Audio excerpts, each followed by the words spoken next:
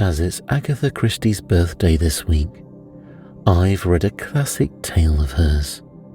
In tonight's story, you'll join Hercule Poirot, his loyal friend Hastings, and Inspector Japp as they puzzle over the strange vanishing of a wealthy banker.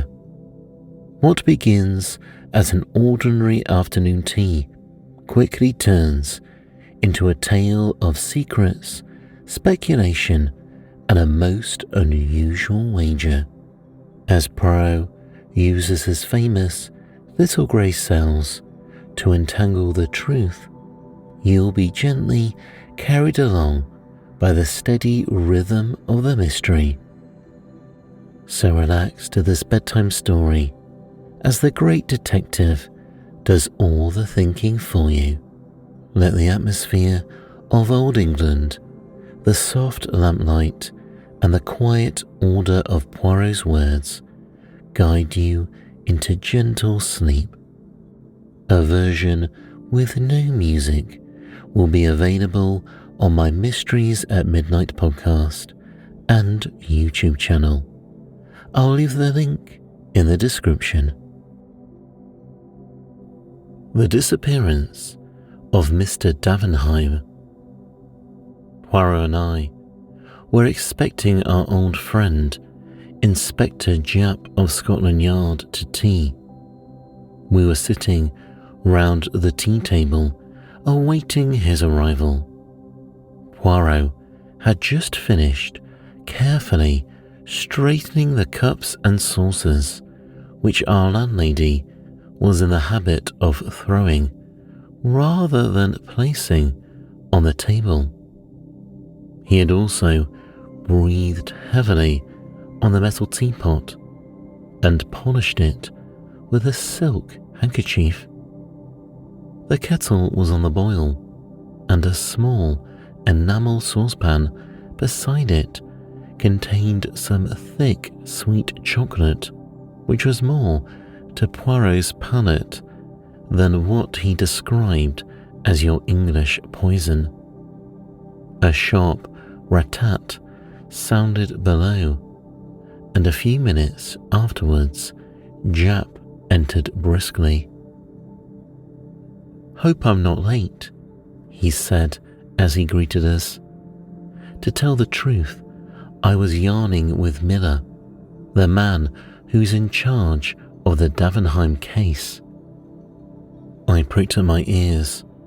For the last 3 days, the papers had been full of the strange disappearance of Mr. Davenheim, senior partner of Davenheim and Salmon, the well-known bankers and financiers. On Saturday last, he had walked out of his house and had never been seen since. I looked forward to extracting some interesting details from Japp. "I should have thought," I remarked, "that it would be almost impossible for anyone to disappear nowadays." Poirot moved a plate of bread and butter the 1/8 of an inch and said sharply, "Be exact, my friend. What do you mean by disappear? To which class of disappearance are you referring?" "Are disappearances classified and labelled then?" I laughed. Japp smiled also. Poirot frowned at us both. "But certainly they are. They fall into 3 categories. First and most common, the voluntary disappearance. Second, the much abused loss of memory case, rare but occasionally genuine. Third, murder, and a more or less successful disposal of the body. Do you refer to all 3 as impossible of execution?" "Very nearly so, I should think. You might lose your own memory, but someone will be sure to recognize you, especially in the case of a well-known man like Davenheim.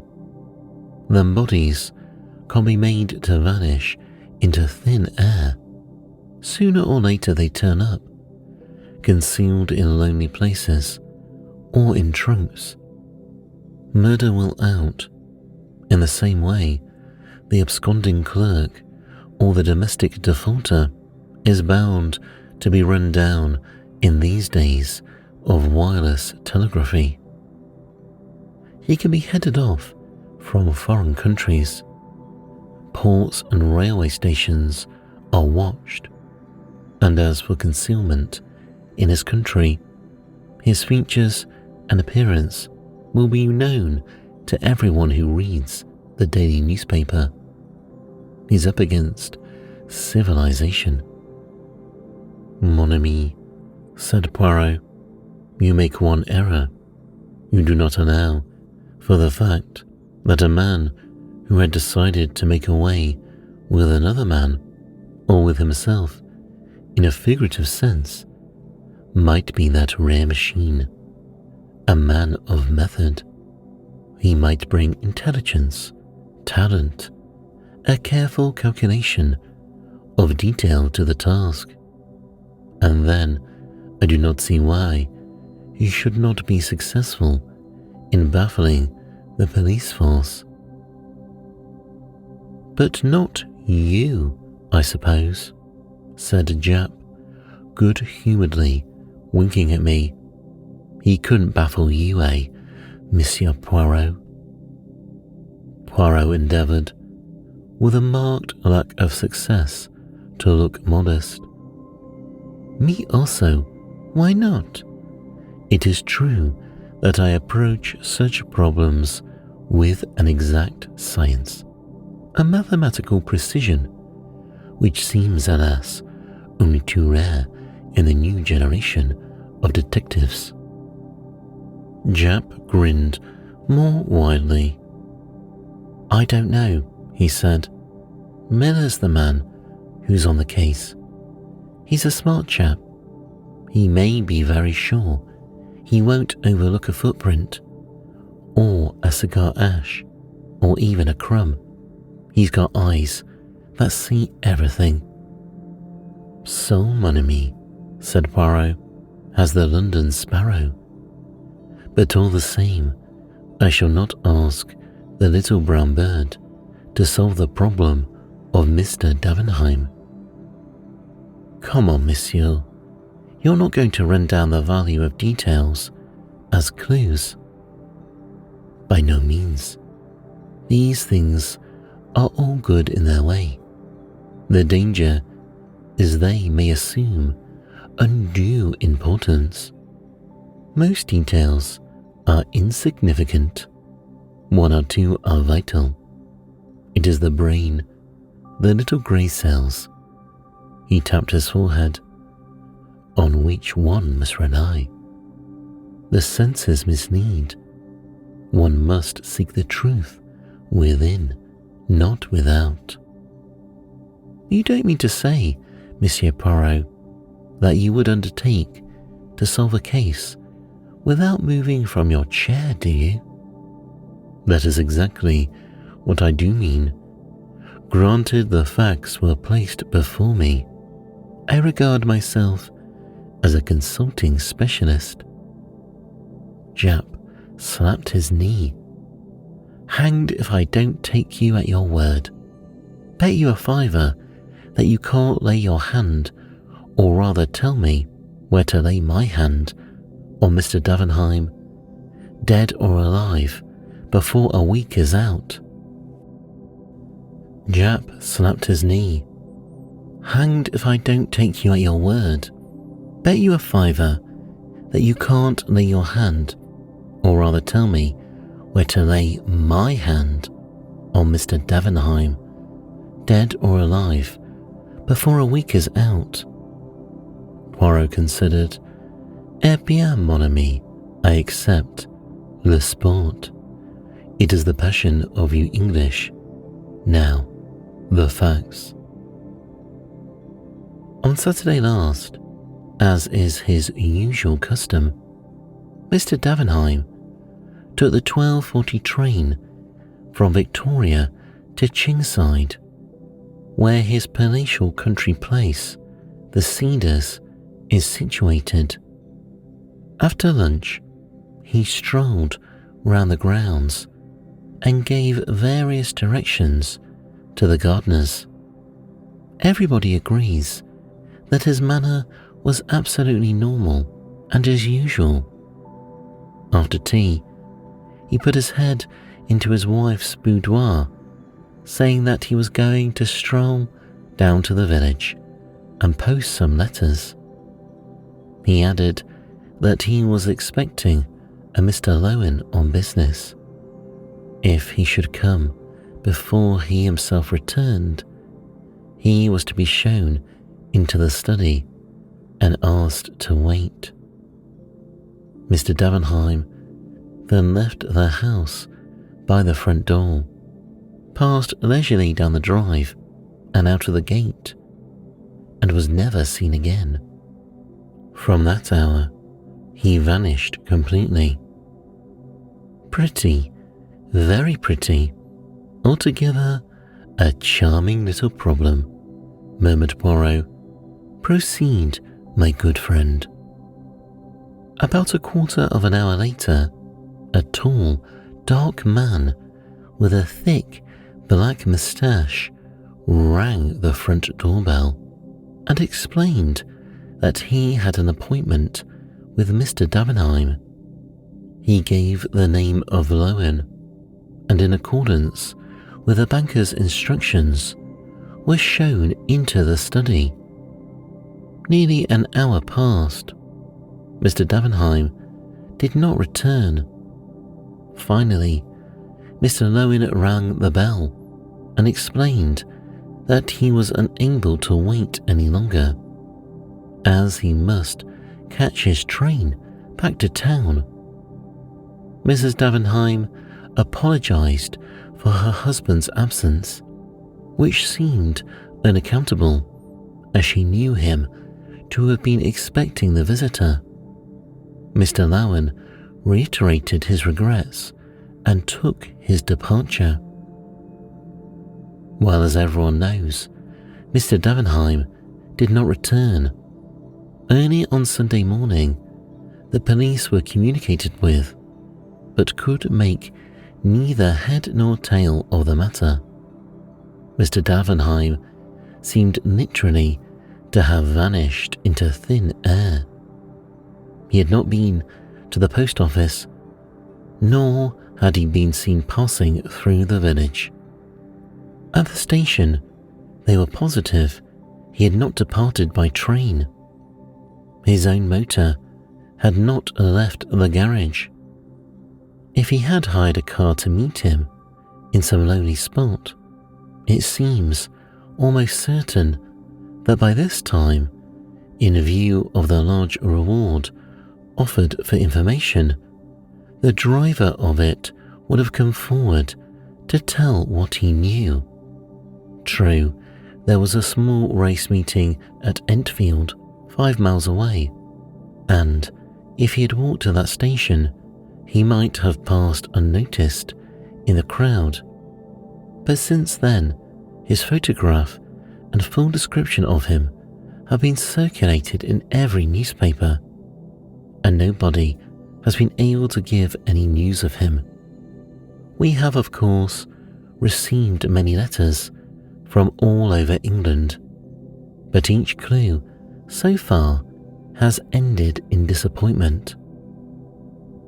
On Monday morning, a further sensational discovery came to light. Behind a portiere in Mr. Davenheim's study stands a safe, and that safe had been broken into and rifled.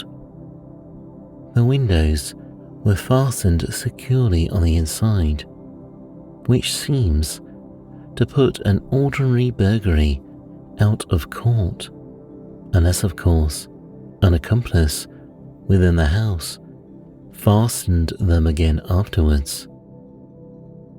On the other hand, Sunday having intervened, and the household being in a state of chaos, It is likely that the burglary was committed on a Saturday and remained undetected until Monday.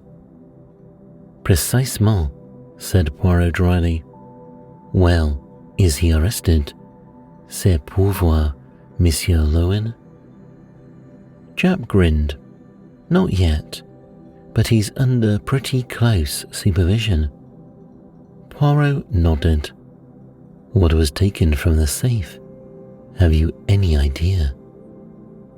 We've been going into that with a junior partner of the firm and Mrs. Davenheim.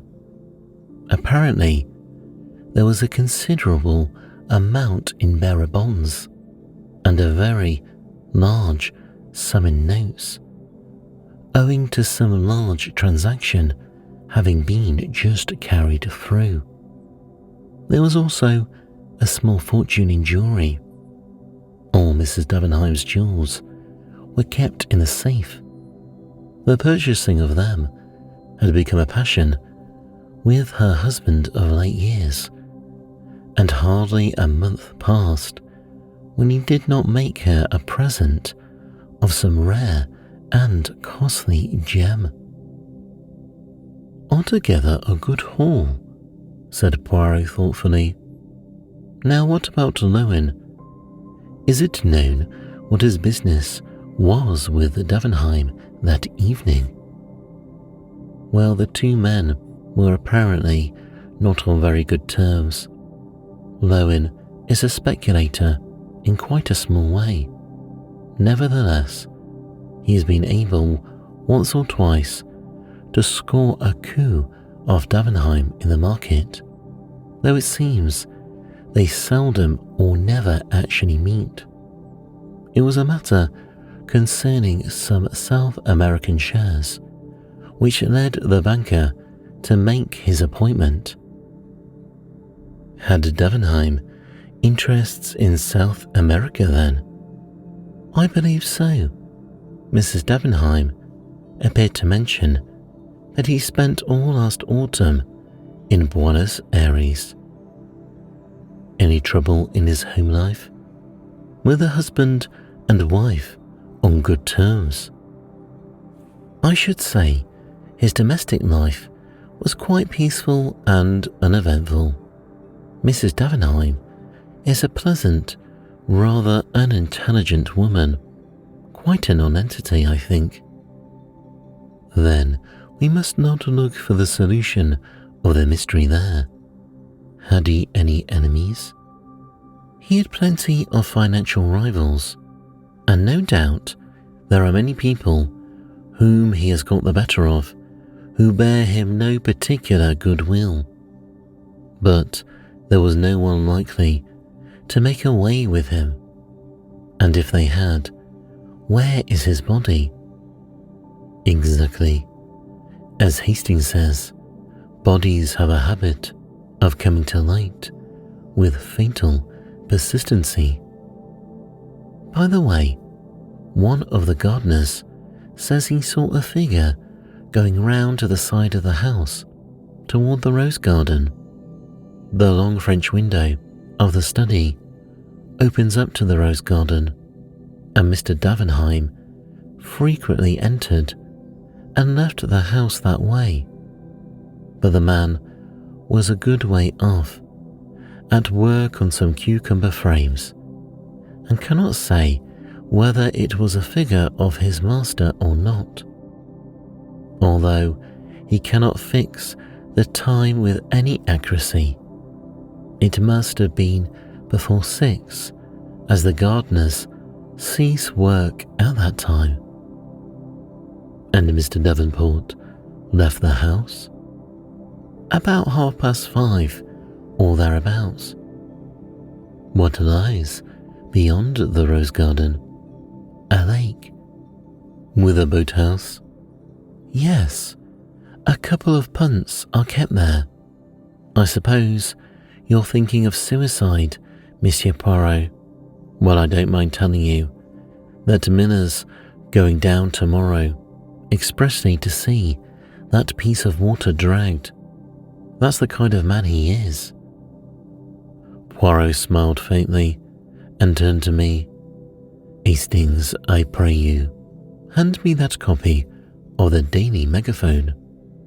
If I remember rightly, there is an unusually clear photograph there of the missing man.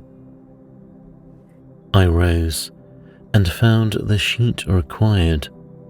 Poirot studied the features attentively.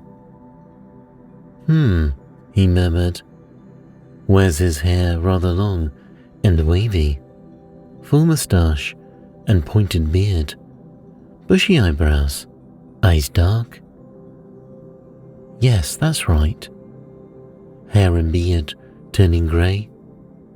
The detective nodded. Well, Monsieur Poirot, what have you got to say to it all? Clear as daylight, eh? On the contrary, most obscure. The Scotland Yard man looked pleased, which gives me great hopes of solving it, finished Poirot placidly. Eh? I find it a good sign when a case is obscure. If a thing is clear as daylight, eh bien, mistrust it. Someone has made it so. Japp shook his head pityingly. Well, each to their fancy, but it's not a bad thing to see your way clear ahead. I do not see it, murmured Poirot. I shut my eyes and think. Japp sighed. Well, you've got a clear week to think in. And you will bring me any fresh developments that arise? The result of the labours of the hard-working and lynx-eyed Inspector Miller, for instance. Certainly, that's in the bargain, said Japp. I accompanied Japp to the door. He said to me, Seems a shame, doesn't it? Like robbing a child. I could not help agreeing with a smile. I was still smiling when I re-entered the room. Eh bien, said Poirot immediately. You make fun of Papa Poirot, is it not so?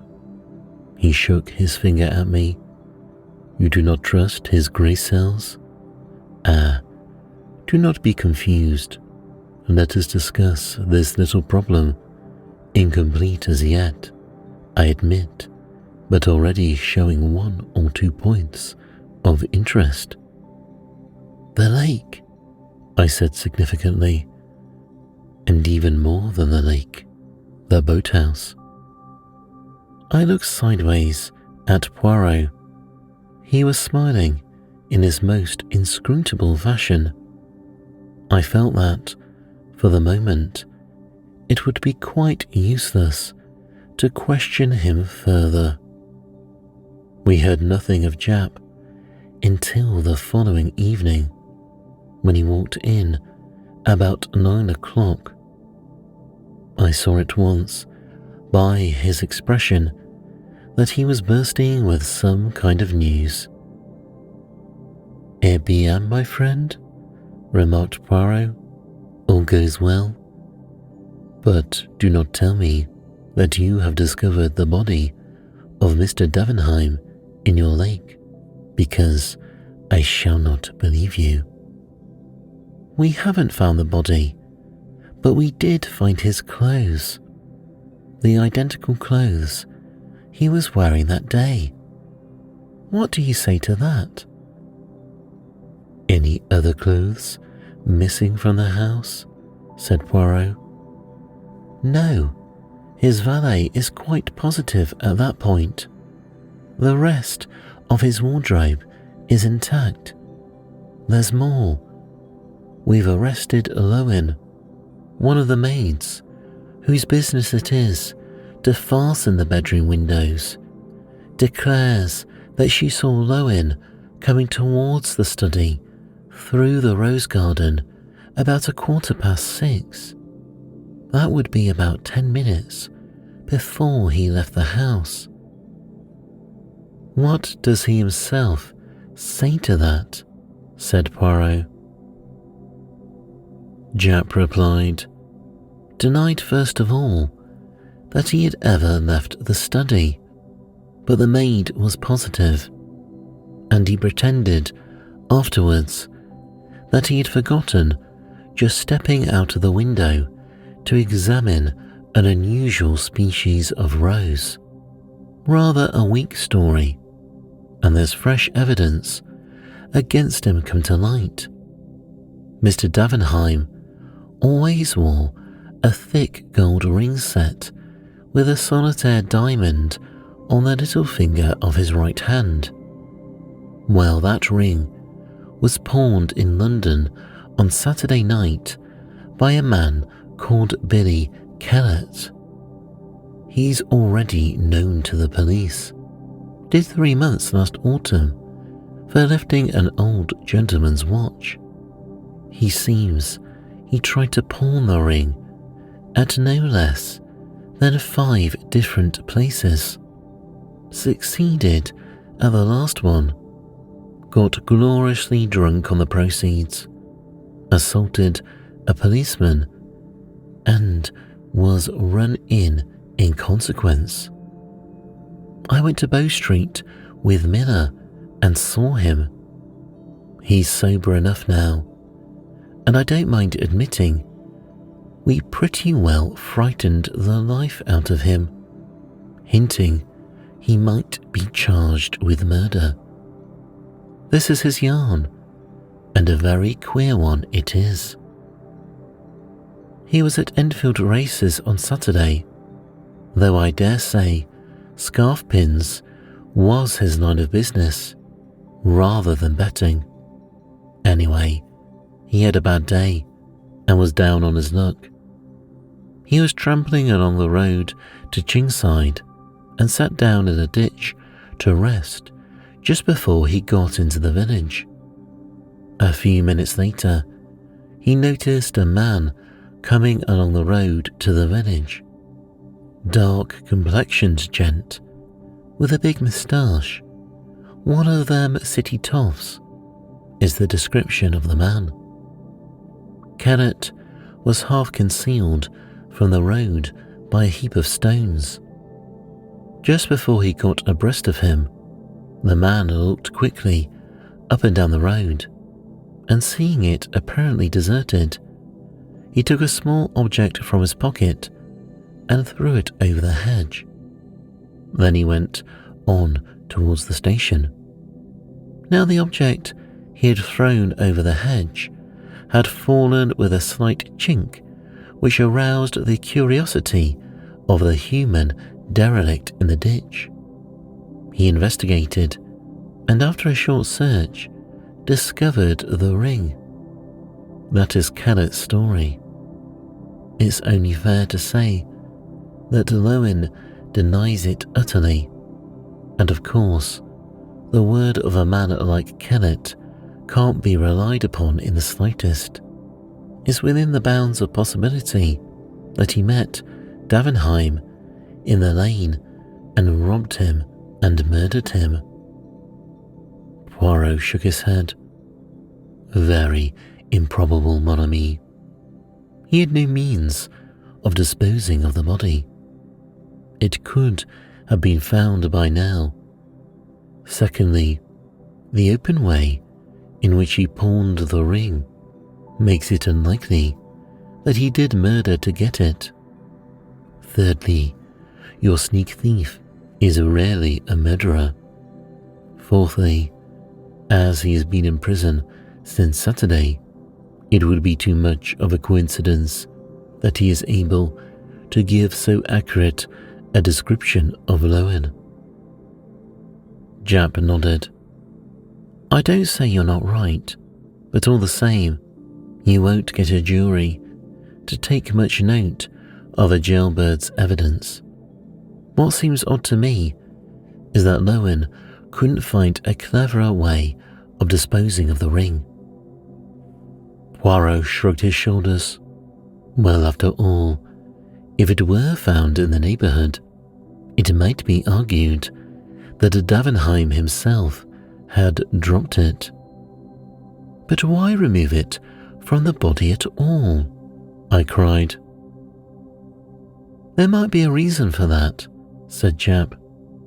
Do you know that just beyond the lake, a little gate leads out onto the hill, and not 3 minutes' walk brings you to, what do you think? A lime kiln. Good heavens, I cried. You mean that the lime which destroyed the body would be powerless to affect the metal of the ring? Exactly. It seems to me, I said, that explains everything. What a horrible crime. By common consent, we both turned and looked at Poirot. He seemed lost in reflection, his brow knitted, as though with some supreme mental effort. I felt that at last his keen intellect was asserting itself. What would his first words be? We were not long left in doubt. With a sigh, the tension of his attitude relaxed. Turning to Japp, he asked, Have you any idea, my friend, whether Mr. and Mrs. Davenheim occupied the same bedroom? The question seemed so ludicrously inappropriate that for a moment we both stared in silence. Then Japp burst into a laugh. Good Lord, Monsieur Poirot, I thought you were coming out with something startling. As to your question, I'm sure I don't know. Could you find out? Asked Poirot with curious persistence. Oh, certainly, if you really want to know. Merci, mon ami. I should be obliged if you would make a point of it. Japp stared at him a few minutes longer, but Poirot seemed to have forgotten us both. The detective shook his head sadly at me, and murmuring, Poor old fellow, war's been too much for him, and he gently withdrew from the room.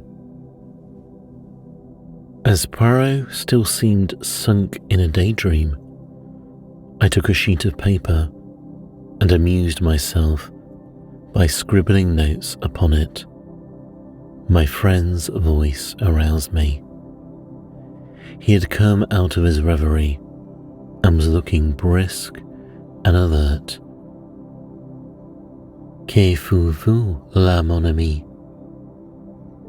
I was jotting down what occurred to me as the main points of interest in this affair. You've become methodical at last, said Poirot approvingly. I concealed my pleasure. Shall I read them to you? By all means. I cleared my throat. 1. All the evidence points to Lowen having been the man who forced the safe. 2. He had a grudge against Davenheim. 3. He lied in his first statement that he had never left the study. 4.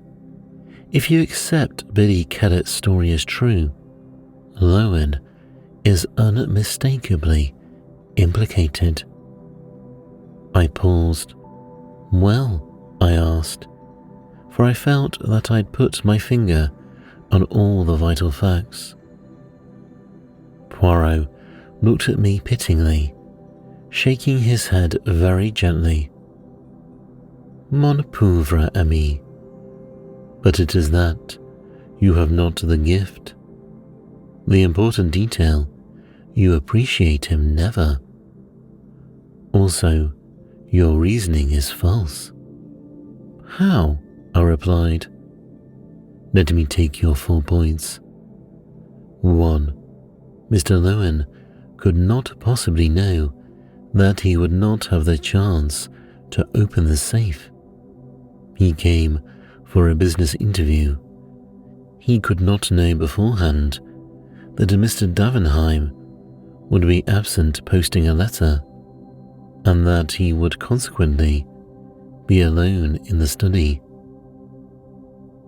He might have seized his opportunity, I suggested. And the tools? City gentlemen do not carry around housebreakers' tools on the off chance, and one could not cut into that safe with a penknife, bien entendu. Well, what about number 2? I said. You say Lowen had a grudge against Mr. Davenheim? What you mean is that he had once or twice got the better of him, and presumably those transactions were entered into with a view of benefiting himself. In any case, you do not, as a rule, bear a grudge against a man you have got the better of. It is more likely to be the other way about. Whatever grudge there might have been would have been on Mr. Davenheim's side. Well, you can't deny that he lied about never having left the study, I replied. No, but he may have been frightened. Remember, the missing man's clothes had been discovered in the lake. Of course, as usual, he would have done better to speak the truth. And the 4th point, I said. I grant you that, if Carrot's story is true, Lowen is undeniably implicated. That is what makes the affair so very interesting. Then I did appreciate one vital fact. Perhaps, but you have entirely overlooked the 2 most important points, the ones which undoubtedly hold the clue to the whole matter. And pray, what are they? 1.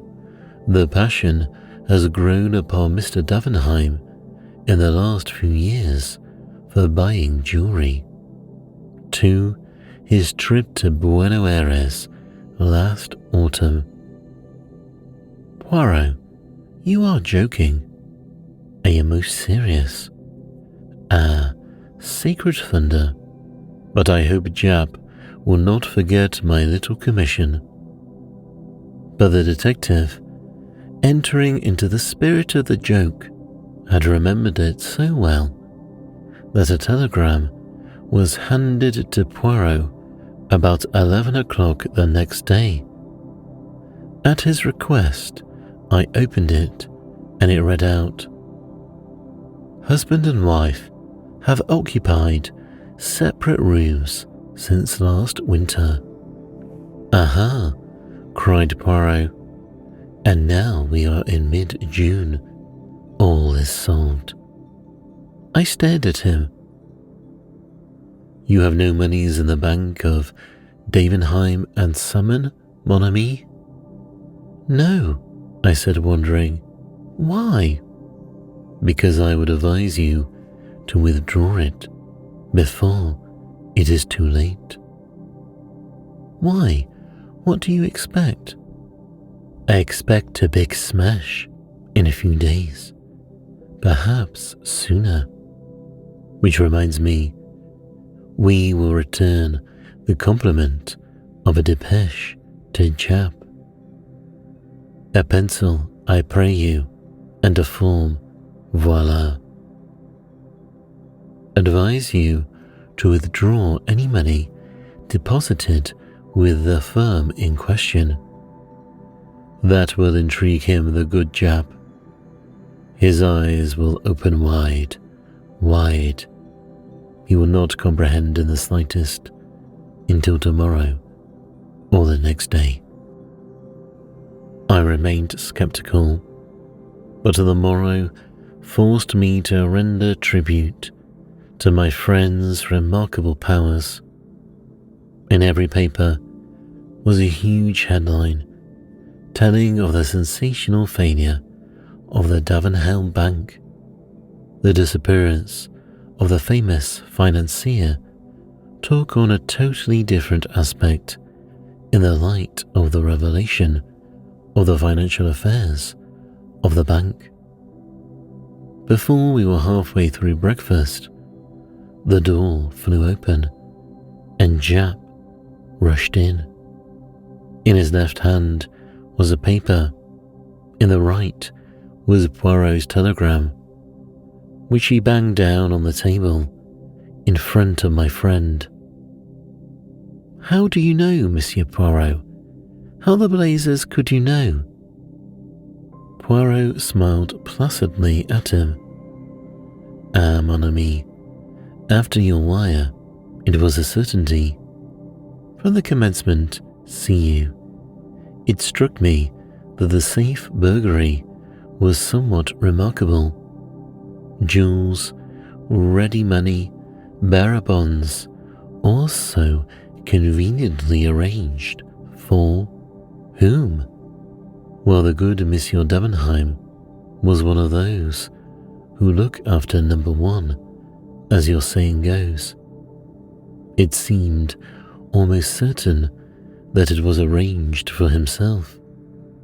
Then his passion of late years for buying jewelry. How simple.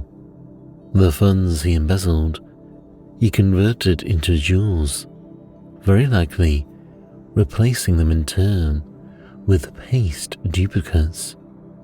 And so he put away in a safe place under another name a considerable fortune to be enjoyed all in good time when everyone had been thrown off the track. His arrangements completed, he makes an appointment with Mr. Lowen, who has been imprudent enough in the past to cross the great man once or twice.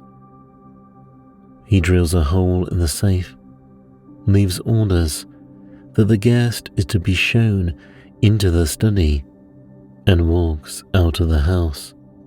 Where? Poirot stopped and stretched out his hand for another boiled egg. He frowned. "It is really insupportable," he murmured, "that every hen lays an egg of a different size. What symmetry can there be on the breakfast table? At least they should sort them in dozens at the shop." "Never mind the eggs," said Japp impatiently. "Let 'em lay 'em square if they like. Tell us where our customer went when he left the Cedars, that is, if you know." "Oh bien, he went to his hiding place. Ah, this Monsieur Davenheim. There may be some malformation in his grey cells, but they are of the first quality." "Do you know where he's hiding?" "Certainly, it is most ingenious." "For the Lord's sake, tell us then." Poirot gently collected every fragment of shell from his plate, placed them in the egg cup, and reversed the empty eggshell on top of them. With this little operation concluded, he smiled on the neat effect, and then beamed affectionately on us both. "Come, my friends, you are men of intelligence. Ask yourselves the question which I asked myself. If I were this man, where should I hide? Hastings, what do you say?" "Well," I said, "I'm rather inclined to think I'd not do a bolt at all. I'd stay in London, in the heart of things, travel by tubes and buses, 10 to 1. I'd never be recognised. There's safety in a crowd." Poirot turned inquiringly to Japp. "I don't agree. Get clear away at once.